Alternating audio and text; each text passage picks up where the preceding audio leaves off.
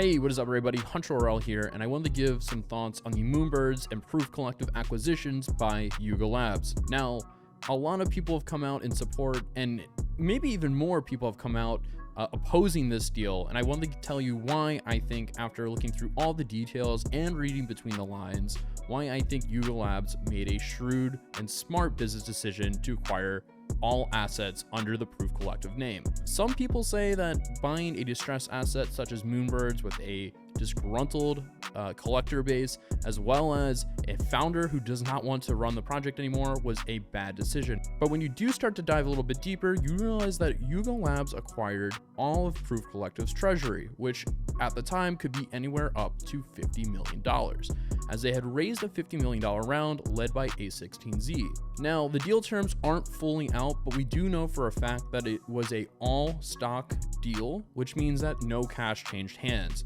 And this also allowed for KRO, Kevin Rose, the founder of Proof Collective, to walk away from his project. However, it was noted that he would be an advisor, whatever that means, to Yuga Labs, but I don't expect for that position to have any pull or really any impact on where the direction is going. Only some onboarding and helping transition over to Yuga Labs. Now, on top of the cash, it does also add a new collector base into Yuga's ecosystem. The collections that were under the Proof Collective name include Proof, Moonbirds, Mythics, Oddities, and Grails. Now, I took the time to look through Dune Analytics and write my own script to figure out how many actual unique wallets were added to the Yuga ecosystem. And after some time, it turns out that there are about 3,500 to 4,100 new wallets that are added, which actually does not make a huge significant increase to what Yuga's ecosystem already is.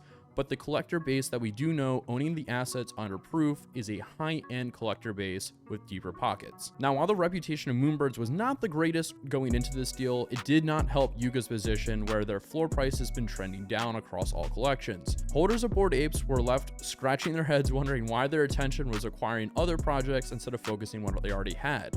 Now, I do think there's a lot to say. While a lot of people have been talking about this acquisition and kind of screaming and yelling, I don't think we'd be having this conversation, nor would I be making this video, if the floor of Yuga assets were trending up. I think everybody would be in support. That's also added by if the floor of Moonbirds was trending up, or that the holders were happy, we would also see a very different reaction. Now, while the public-facing optics of this are not great, I think that the inside details to this do make this a positive for Yuga Labs. Now, it's been speculated what the stock deal looked like. Some are saying that it's a $50 million diluted stock deal. Some are saying all the way up to $250 million, which I don't think is the case. However, if you do look for aligning factors to why this deal does make sense, A16Z is probably the first place to start. When we started looking into how much this valuation would be, a common thread popped up, which was A16Z.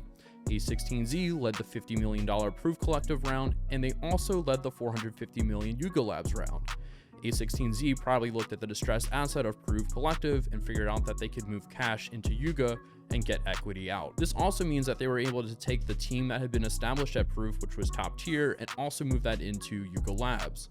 And since they were acquiring all assets under Proof Collective, that money that was sitting in the bank accounts of Proof also moved to Yuga, essentially allowing them to do an all-stock deal while getting cash, which, if you look between the lines, is technically just raising a round, but publicly writing it off as a stock deal. Now, the announcement and finer details are not the only controversy that surround this deal. Insider trading was pretty obviously done if you look at any trading chart of the collection. Days before any announcement was made, huge sweeps and fresh wallets were buying up assets and essentially just front-running the news. It's pretty obvious that Yuga has an issue with information leaking within their organization, where we've seen every announcement they've made basically be front-run. I think at the end of the day, if you're being a smart investor and understanding what Yuga's true vision is, this deal is helping them get more cash in, as well as add to their ecosystem and add in more users into their ecosystem. However, I think a lot of the blowback that they got as a company could easily be resolved as having more transparency, as well as increasing their communications. In a traditional publicly traded company, obviously there are quarterly earnings reports where companies are very transparent. And with any publicly acquired company, there's usually some sort of detailed proposal as well as deal flow of how the deal originated, the steps that were taken, and why the company is acquiring another company. In a private deal, these details are usually not shared. However, Web3 is in a unique position where we are moving away from old standards and we are in a new economy and a new ecosystem where it does have some sort of expectations when companies are doing things or making acquisitions or selling or making different moves as a company.